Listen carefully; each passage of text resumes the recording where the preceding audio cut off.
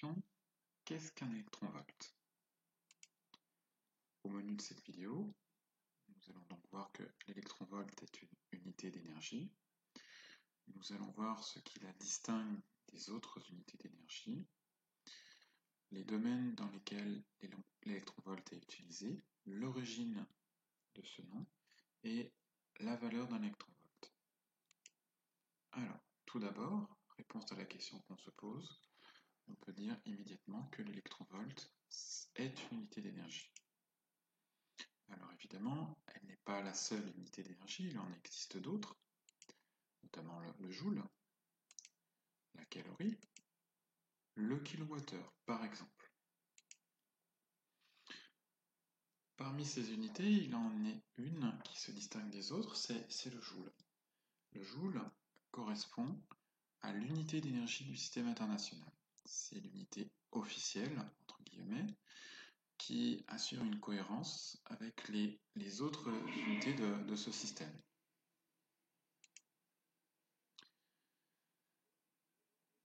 Il existe des unités qui ne font pas partie de ce système international, des unités hors système, et on les utilise malgré tout, car elles peuvent parfois se montrer mieux adaptées à certaines situations ou à certains ordres de grandeur. Alors, si on revient sur les exemples déjà cités, la calorie par exemple, la calorie, eh bien, elle est utilisée pour exprimer l'énergie que renferment les aliments. Si on prend un emballage, l'énergie est exprimée en calories ou le plus souvent en kilocalories. À l'origine, donc cette unité, la calorie, était définie comme la chaleur qu'il faut apporter à 1 gramme d'eau pour augmenter sa température d'1 degré. Alors, autre unité hors système international, le kilowattheure. Donc, le kilowattheure sera utilisé principalement pour exprimer une énergie électrique. L'énergie consommée par un foyer, l'énergie échangée par un dipôle, etc. L'électronvolt, quant à lui, va surtout être utilisé dans le domaine de la physique atomique et subatomique, c'est-à-dire pour quantifier les énergies associées à des phénomènes de l'ordre de l'atome ou plus petits, en dessous du niveau atomique. On pourra utiliser l'électronvolt, par exemple, pour exprimer l'énergie d'un photon. L'énergie du photon, par exemple, qui correspondent à des lumières visibles, sont de l'ordre de quelques électronvolts. On pourra aussi l'utiliser pour exprimer l'énergie associée au niveau d'énergie d'un atome. Là aussi, ces niveaux d'énergie seront de l'ordre de quelques électronvolts, voire quelques dizaines d'électronvolts. On pourra aussi utiliser l'électronvolt pour exprimer les énergies de liaison. Alors son nom est composé de deux termes que vous connaissez forcément.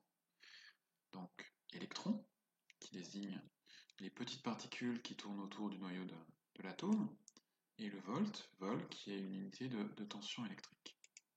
Alors pourquoi ce nom, pourrait-on se demander? Eh bien, ce nom découle de la définition de l'électronvolt. L'électronvolt a été défini initialement comme le travail reçu par un électron initialement immobile, accéléré par une différence de potentiel électrique de 1 volt dans le vide.